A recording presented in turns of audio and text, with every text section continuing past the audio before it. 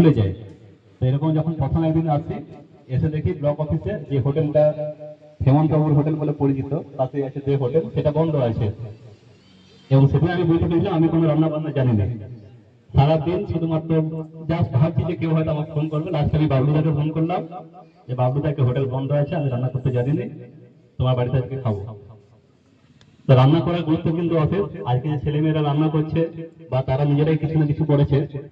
একটু আগে মাস্টারমশাই বলছিলেন যে কালকে একজন ছেলে নাকি 400 টাকার বিরিয়ানি নিজে তৈরি করেছে, সেটা করেছে 800 টাকায় বিক্রি করেছে। এবার দেখো একটা জিনিস আমরা সবাই জানি, তার মধ্যে লাভ করলো কত? 50%। 50% লাভ করলো। আমাদের মধ্যে এখানে অনেক স্টুডেন্ট আছে যারা কি করে দেখবে 1 থেকে 10 যে ছেলেগুলো রোল হয় তারাকে সবচেয়ে বেশি গুরুত্ব দেয়, গার্জিয়ানরা গুরুত্ব দেয় যে ছেলেটা 1 থেকে 10 এর মধ্যে রোল করেছে। মাস্টারমশাইরা তারাকে একটু এক্সট্রা কেয়ার দেয়, যে ছেলেটা ভালো ছেলে ফার্স্ট বেঞ্চে বসেছে, যে ফার্স্ট হয়েছে ফার্স্ট বেঞ্চে বসছে, যে লাস্ট হচ্ছে সে হয়তো লাস্ট বেঞ্চে বসে আছে। এবং সে বরাবরই ভেবে থাকে যে আমি তো স্কুলে কিছু পড়তে পারছি না বা আমি পড়াশোনায় ভালো না, তাহলে আমার দ্বারা কিছু হবে না।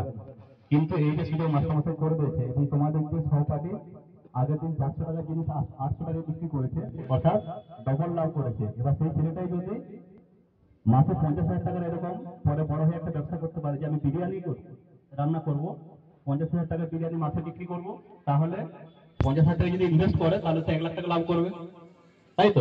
তাহলে তার মাসে ইনকাম কত হবে? 50,000 টাকা। বিরাট ব্যাপার। আমরা যারা চাকরি করি তারা হয়তো মাসে 50,000 টাকা ইনকাম করতে ভাবি দেয় আমরাকে, তাই না? তাহলে যারা লাস্ট বেঞ্চে আমরা রয়েছি তাদের কাছে একটা কিন্তু এটা দারুণ সুযোগ। এবং তোমরা যখন সবাই এখানে কিন্তু আনন্দ করে এখানে এসে রান্না বান্না করেছো। স্যার বলছিলেন যে আমরা হয়তো কয়েকজনকে বলেছিলাম, তারপর বাকি সবাই নিজেদের ইন্টারেস্টে এখানে এসে রান্না বান্না করছে।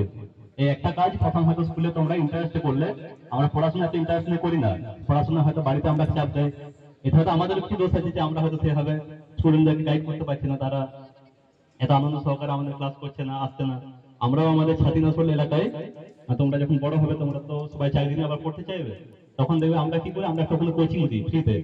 আমরা যখন প্রথম শুরু করি কি হয়, মানে পুরো হল ঘর ভর্তি হয়ে যায়। আমাদের সন্দীপন বাবু গিয়েছিলেন একবার, মানে ওনাকে আমরা এই পরের বারে আমরা ইনভাইট করবো সন্দীপন বাবুকে, বা আপনারা যেসব মাস্টারমশাইরা রয়েছেন যারা পড়াতে চান, ঠিক আছে? তো সেখানে একটা গল্প এরকমই যে আমরা প্রথম হল ঘর ভরাতে পারিনি, এত ছেলে মেয়ে আছে, তারা কি ভাবে যে আমি জীবনে চাকরি করবো। কিন্তু যখন দেখবে 2 মাস বা 1 মাস হয়ে গেল, সেটা কমে কমে 10-12 জন নেমে যায়।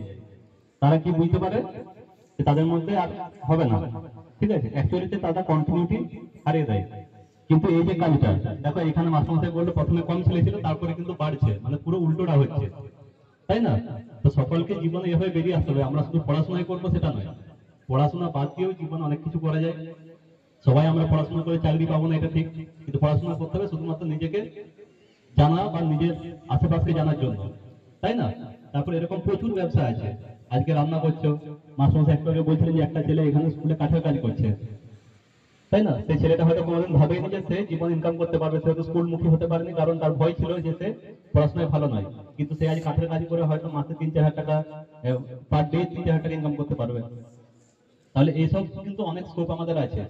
আর সবচেয়ে বড় ব্যাপার এই খাদ্য উৎসব নিয়ে, যেটা তোমাদের লাইফ টাইম মেমোরি। এরকম অনেক স্কুল আছে এবং আমরা যে স্কুলে পড়েছি এরকম কোনোদিন আমরা কোনো সুযোগ পাইনি।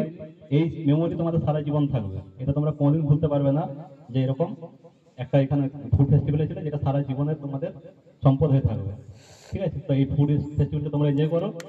আর স্কুলের যে কর্তৃপক্ষ তারা এরকম একটা প্রোগ্রাম করেছে, এটা কিন্তু সত্যি অসাধারণ। তার জন্য তাদেরকে আমি আমার পক্ষ থেকে বিশেষভাবে ধন্যবাদ জানাই। Thank you. অসংখ্য ধন্যবাদ স্যারকে। তিনি